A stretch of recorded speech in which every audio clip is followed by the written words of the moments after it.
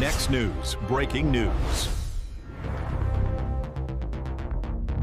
Tonight, the collapse of Spirit Airlines is exposing the corporate media, something they don't want to say out loud.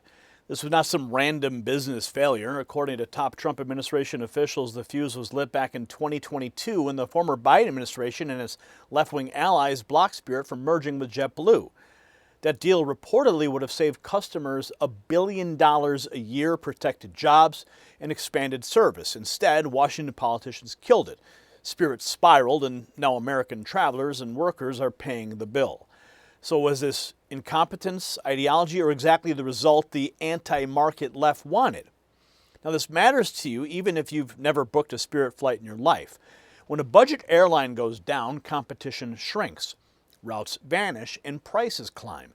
Families trying to afford summer travel get squeezed, workers lose paychecks, smaller regional airports lose service.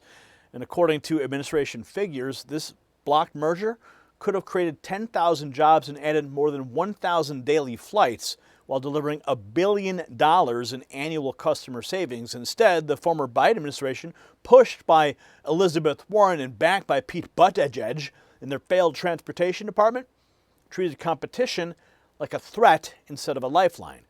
Treasury Secretary Scott Bessent says this is part of the mess inherited from when Biden was president. Transportation Secretary Duffy says the story was written years ago. That's the political lesson here. Bad leftist policy doesn't stay in Washington. It lands at your airport, in your wallet, and in your community. And once again, Americans are stuck paying for elite ideological games. And speaking of decisions that shape America's economic future, there's another major Trump-era development you need to have on your radar right now. This breaking news from the White House. They just announced over $30 billion to secure America's critical mineral supply chains and named a specific Alaskan project as a key strategic asset for U.S. mineral independence.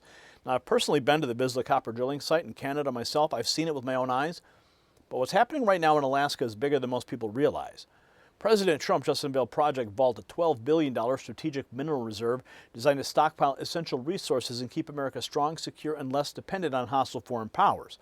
That puts serious attention on Vizsla copper. If you want to understand why this matters, check the exclusive briefing. It's only for Next News viewers, linked below. And do your homework. And remember this, Vizsla copper trades in the United States under VCUFF and in Canada as VCU.V.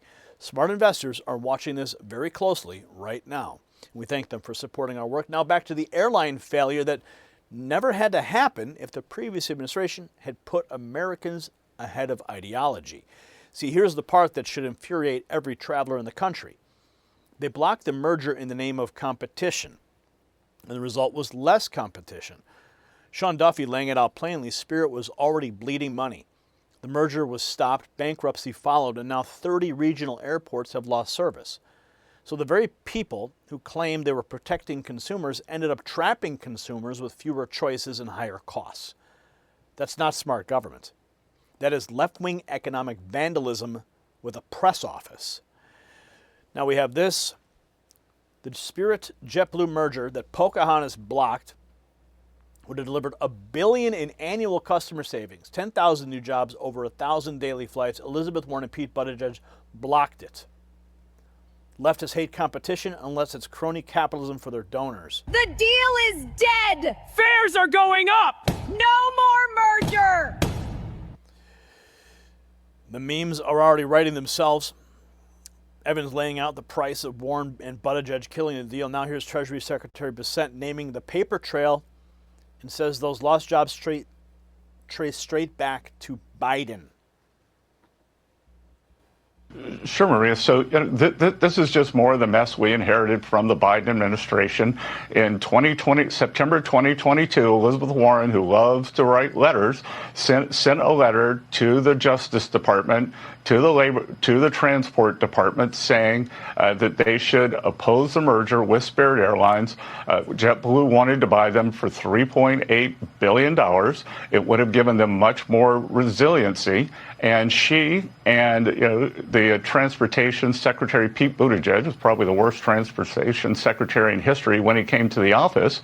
They were against the merger, and if JetBlue had merged with Spirit, we would have all these jobs that were lost yesterday. We had 30 regional airports who have lost service. And I can tell you what happened here. It wasn't Treasury, it was Commerce that was trying to put something together. But the reason we were here was because the Biden administration opposed the merger. We shouldn't have been here in the first place.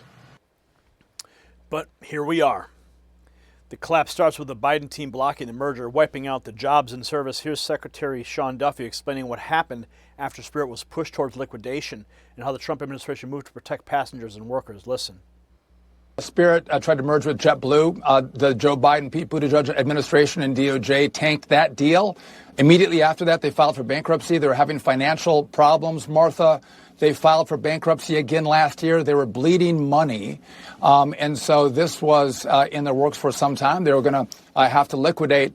And so, again, I'm proud of the American airlines that have stepped up to take care of the passengers of Spirit, making sure they can get home. The employees of Spirit have special access to apply for jobs with other American airlines. So, again, I've stepped in, worked with the CEOs, and, again, this could have been chaotic. And under this administration, President Trump's leadership, there isn't chaos. There is actually a unified American approach to helping passengers and employees of Spirit navigate this crisis. Crisis by Pocahontas and Pete Buttigieg. Spirit tried to merge. Joe Biden, Pete Buttigieg, and DOJ tanked the deal.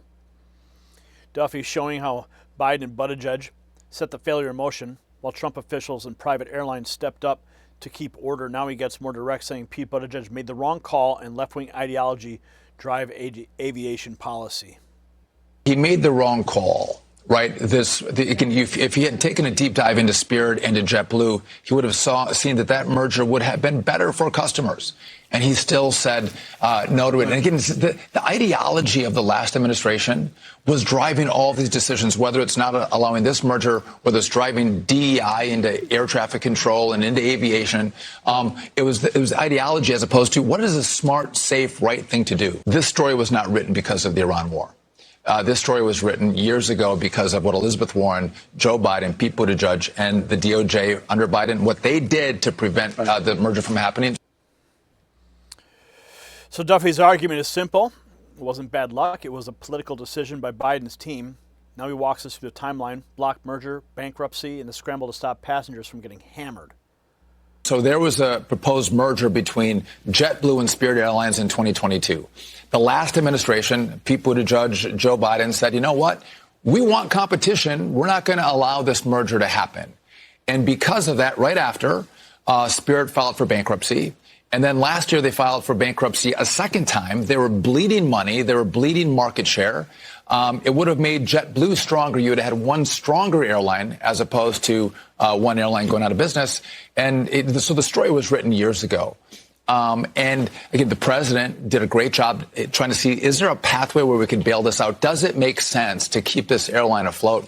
We don't have $500 million laying around to bail out an airline. But in the end, what I love about this story is that you didn't see the other airlines try to gouge passengers. You haven't seen chaos in airports.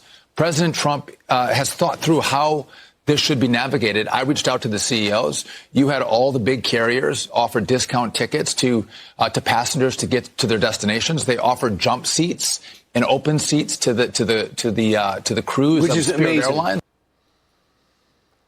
So this is the aha moment, friends. The Spirit collapse is not just an airline story. It's a case study in what happens when government activists override market reality. Elizabeth Warren fired off letters. Pete Buttigieg made the wrong call. The former Biden DOJ helped tank the deal. The outcome was exactly backward. One stronger airline was blocked. One weaker airline fell apart. Jobs disappeared, routes were lost, and travelers got hurt. And then President Trump and his team had to step in and keep the situation from turning into airport chaos. That's the contrast. Democrats break systems to satisfy ideology. Trump stabilizes them with calm, America First leadership. The establishment hates that comparison because it's devastatingly simple and painfully true. So the bottom line is this: the collapse of Spirit was not born yesterday. It was set in motion years ago by politicians who claim to defend consumers while crushing the very deal that could have protected them. Now President Trump, Secretary Duffy, and Secretary Bessent are doing what grown-ups do: managing the fallout, protecting passengers, helping workers, and telling the truth about how we actually got here. See, that truth matters because if we do not call out these failures, the same people will do it again in another industry and expect you to forget. If you're tired of America paying the price for elite incompetence, share this report right now, subscribe, and drop a comment below. Yes or no, should officials who blocked the JetBlue-Spirit merger be held accountable? And make sure you text raw feed to 844-840-4963. That's the number on the screen to beat the algorithm and get direct updates from me to your phone when it matters most. And check out the Next News merch shelf below this video. America First works, and this story proves it. The system controls information. Information control is power. They don't want you to see this. The truth only survives together. They don't want this. Share this now.